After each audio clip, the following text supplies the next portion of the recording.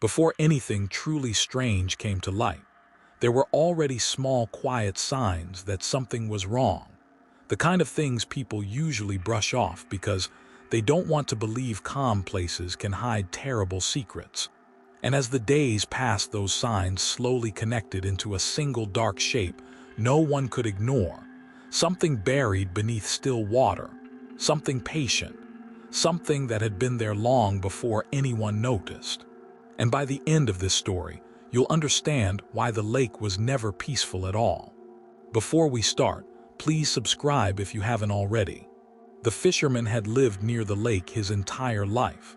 The kind of man who woke before sunrise, packed his lunch in a faded metal box, kissed his wife on the forehead while she was still half asleep, and drove the same narrow dirt road every morning while the mist still floated low over the water. And for years, nothing unusual ever happened, because the lake was known for being gentle, almost boring, with no strong currents, no storms that came without warning, and no deep sudden drop-offs, which was why families brought their children there, and older people sat on the wooden dock for hours just watching the water move slowly like it was breathing. That morning was no different than any other. The sky was pale orange. Birds were calling from the trees, and the lake looked like smooth glass, and the man pushed his small boat away from shore while sipping warm tea from a thermos, humming softly the way he always did.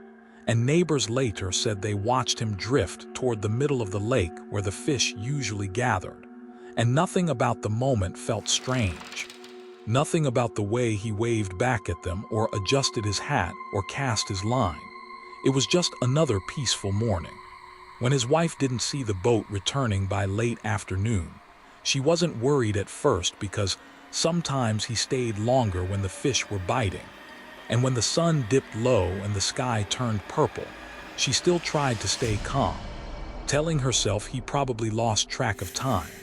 But when darkness settled and the lake became a flat black mirror reflecting the moon, worry slowly tightened in her chest like a cold hand closing around her heart. By 10 in the evening, she called the local rescue team, and by 11 they were shining bright lights across the water, their beams stretching across the surface like long fingers searching for something hidden. And that's when they found the boat, drifting gently near the center of the lake, rocking slowly as if someone had just stood up moments before. Inside the boat were the man's hat, his lunch box unopened, his fishing rod still cast into the water, and a small wet footprint near the edge like he had stepped closer to look at something. But there was no sign of struggle, no blood, no damage to the boat, and no body. The lake was calm, completely still, and that silence made everyone uneasy because if he had fallen in, there should have been splashing, waves, something, but the water looked untouched, smooth like it had never been disturbed. Divers went down the next morning when the light returned, slowly scanning the murky depths, but they found nothing. No tangled fishing line, no sunken body, no signs of where the man had gone.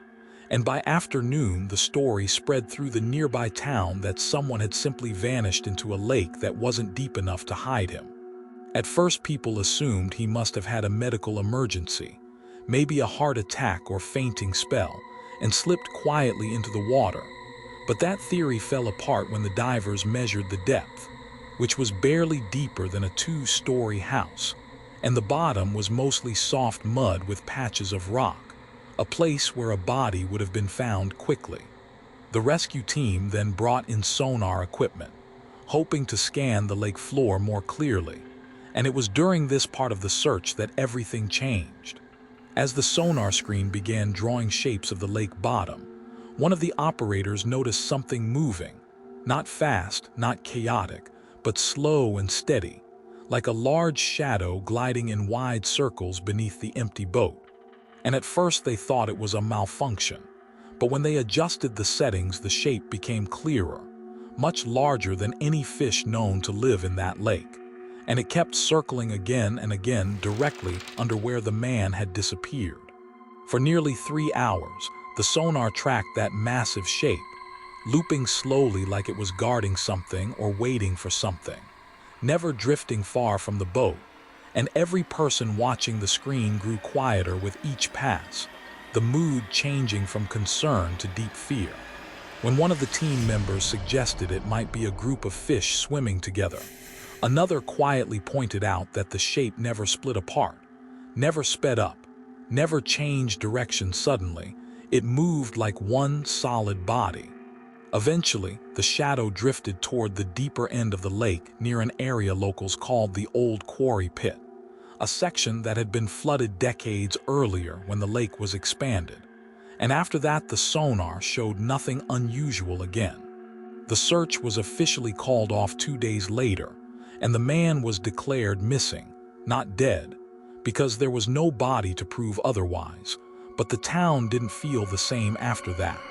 People began remembering things they had ignored before, like how pets refused to swim in the lake anymore, how sometimes the water would ripple in perfect circles with no wind, how fishermen occasionally felt heavy tugs on their lines that snapped thick cords like thread, and how some nights there were low splashing sounds far from shore, slow and deep like something large turning beneath the surface.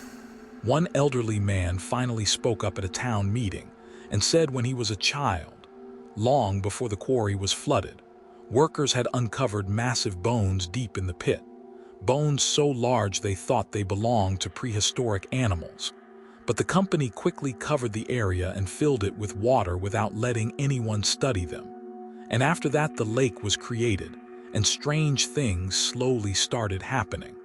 As weeks passed without the fisherman being found, his wife began having dreams almost every night, dreams where she stood in the empty boat while the lake stretched endlessly in every direction.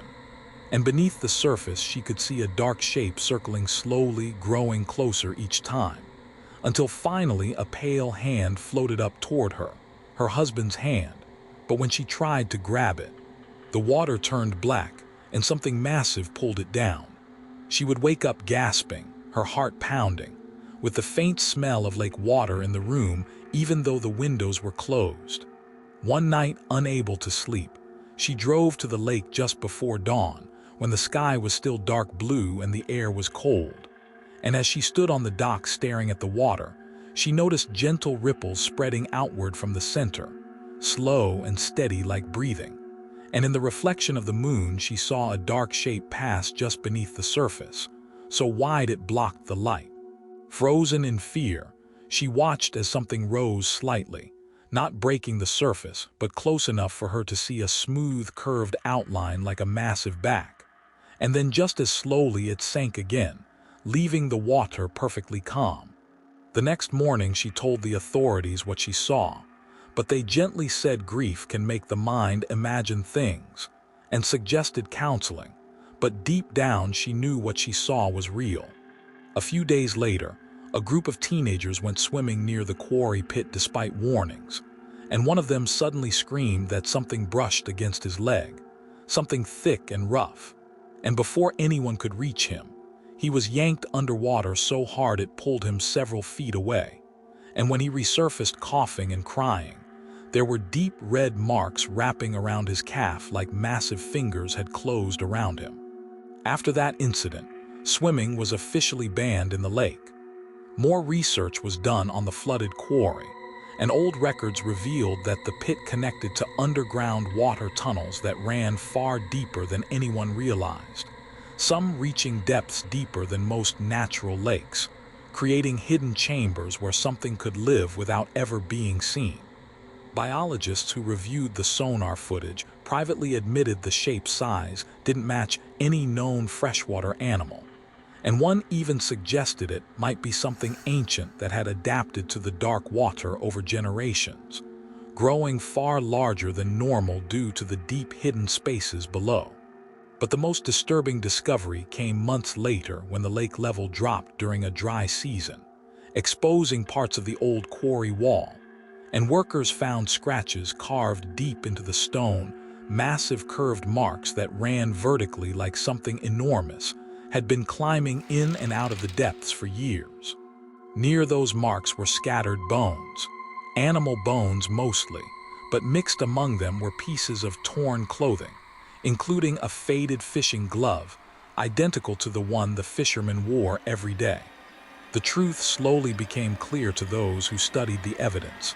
The lake wasn't just a peaceful body of water, it was a feeding ground. And whatever lived beneath had learned that humans drifting quietly above were easy prey, especially when alone and still. The sonar hadn't been tracking a random shadow. It had been showing the creature circling its meal, guarding it, waiting until it felt safe to drag what remained back into the deep tunnels below. The fisherman hadn't fallen in by accident. He had leaned over the edge after feeling a tug on his line, curious like he had done 100 times before. And that was when something enormous rose silently from beneath and wrapped around him, pulling him under without a splash, without a sound. Just a smooth, sudden disappearance into darkness. The reason there was no struggle was because whatever took him was too strong, says the experts who later reviewed everything. Strong enough to drag full-grown animals down in seconds. Even today, the lake still looks calm. Families still walk along the shore, and from a distance it appears just as peaceful as it always has. But locals no longer fish in the center, and no one goes near the quarry pit, especially early in the morning when the mist is thick. Because sometimes, when the water is perfectly still, slow circles begin to spread across the surface again, wide and gentle like breathing. And those who have watched long enough swear they see a massive shadow turning beneath the boatless water, waiting patiently for the next person to drift too far out alone. And the most haunting part is that experts believe the creature didn't arrive after the lake was created. It was already living deep in the quarry long before the water came. And when the pit was flooded, it simply gained a larger hunting ground. Which means the lake was never safe, it only looked that way. And whatever took the fisherman is still down there, still circling, still hungry, still hidden beneath calm water that gives no warning at all.